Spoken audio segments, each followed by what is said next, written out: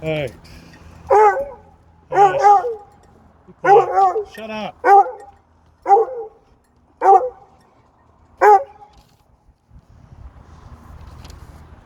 So I made it out of surgery,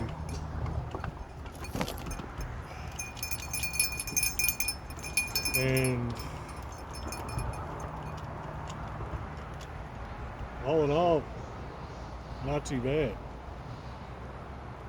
Um, I guess the good news is, as he predicted, he really couldn't fix anything. I don't really understand the science behind it, but because he couldn't fix it, he just cut the tendons off of the muscle, cut the muscle or something. They're going to heal back to the bone. And the benefit to that is the recovery time will be a lot less, will be minimal, a lot less than I've been worried about. The downside is, I guess I don't have a rotator cuff.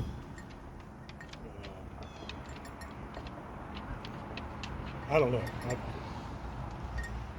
I'm not really sure what all this means, but I'm not in near as much pain as I thought I was going to be in. I already have decent mobility.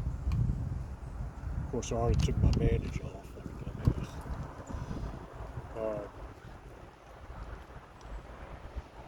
But I feel like I'm in a better place than I was before the surgery. So that's a plus. And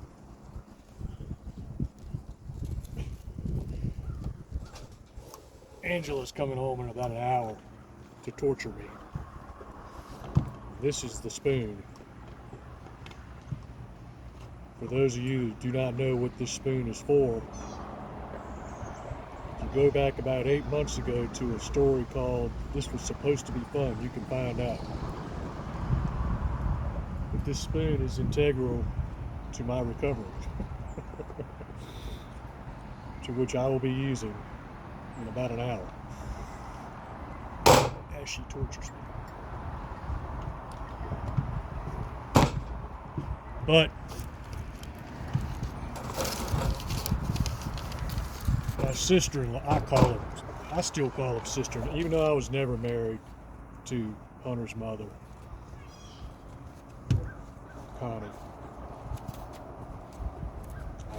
I still call them my brothers and sisters, my in-laws, whatever. Still family. Like all families, we may not always see eye to eye, but we work it out in the end.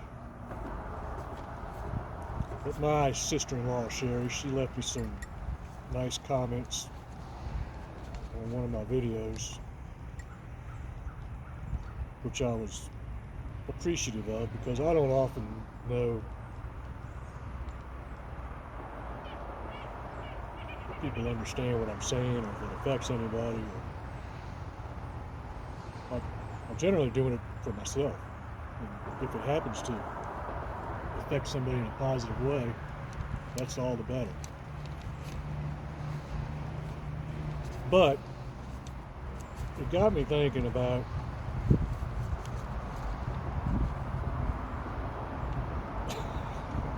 back when I met Connie, and basically a lot of the good times. And I had written a couple little ditties that I dug out of a drawer. Sherry said keep the stories coming, so I got two little stories, and then I guess one little poem that I did not write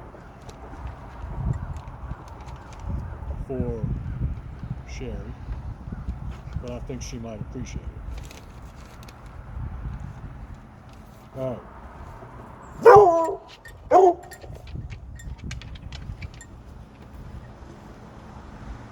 You done?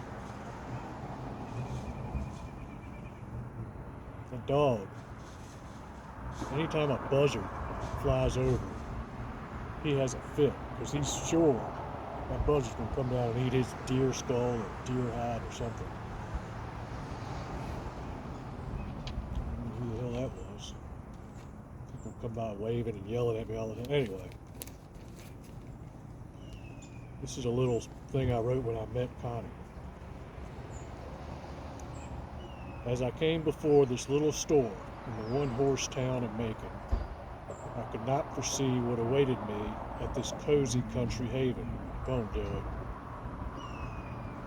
For behind the door of that country store was the sweetest blue-eyed maiden, with natural brown curls and a smile like pearls. My heart was surely taken. What an amateur. I froze in my tracks and smiled her back, but I knew not what to do then. And while I tried to gather myself, her unknowing stealth just started me fumbling again. But I soon spoke to thee, and she spoke to me, and we conversed for hours like friends. So I asked for a date, and she did not debate, and we will soon see each other again. As I think back now of the strange way how we became acquainted at Macon, how she stole my heart and played a part in this turn my life was taking. And I think to the past and how things never last, all the times I have been forsaken. But perhaps this is my chance to find true romance with the girl from the small town of Macon. Juvenile poetry. Oh,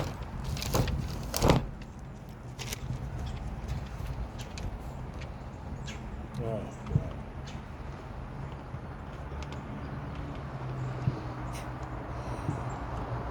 Here's to Myrtle, our saving grace, making this house a home-like place, who attends to our every needs, every whim, and corrects our wrongdoing with a hickory limb.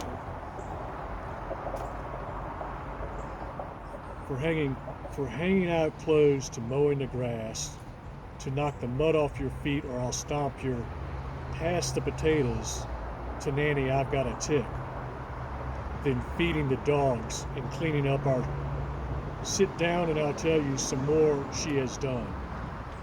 It's a wonder to me she doesn't carry a gun. She cares for sick little babies and snot-nosed kids, and full-grown men that are downright pigs. Deer guts in the backyard, fish guts out front. To more coffee, mama, at an audible grunt. When there's mud on the floor and flies on the walls, unexpected house guests blowing turkey calls. From fresh biscuits in the morning to deer steaks at night, to hunting videos, coon dogs, and more the like. She has the strength to overcome and give order to this place. And so I speak for one and all with what I have to say. We'd like to thank you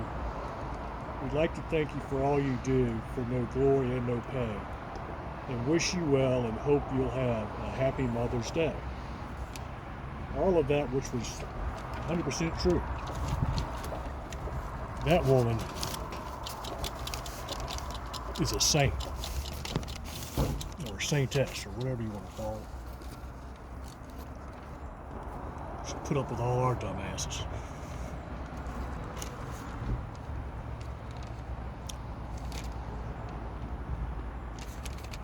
And then this one's for my sister Sherry.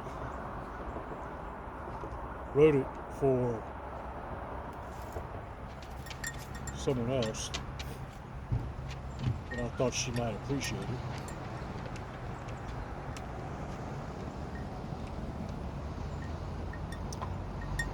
Some more juvenile poetry.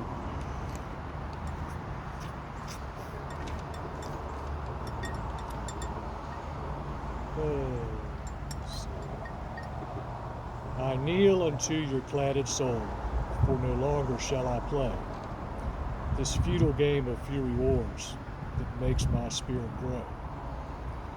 I shed myself of all that's cold, my armor I disband, and bare my heart you shall behold the man I truly am.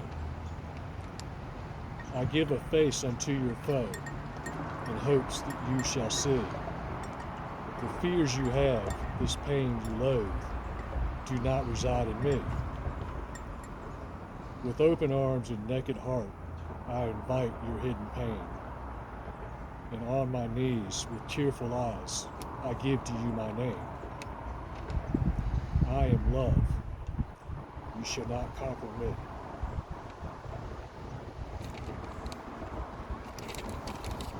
So,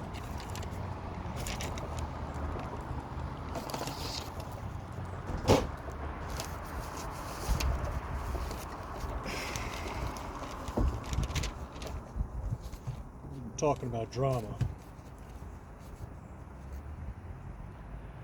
And myself, Connie and Hunter, Sherry, her husband, and their son, both of the families had the misfortune of sharing a very traumatic experience, which we will not discuss other than to say it exists.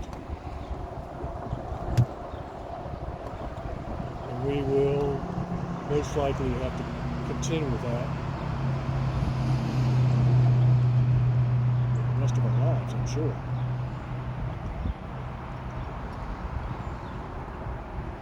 But, at least in my mind,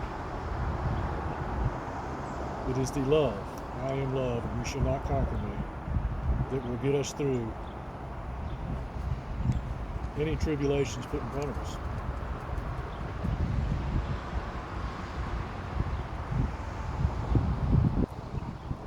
So, Sherry, thanks for your kind words. I am already on the mend. I'll be out there doing dumb shit, lifting up stuff I'm not supposed to before too long again, I'm sure. But y'all take care, and I will see you soon.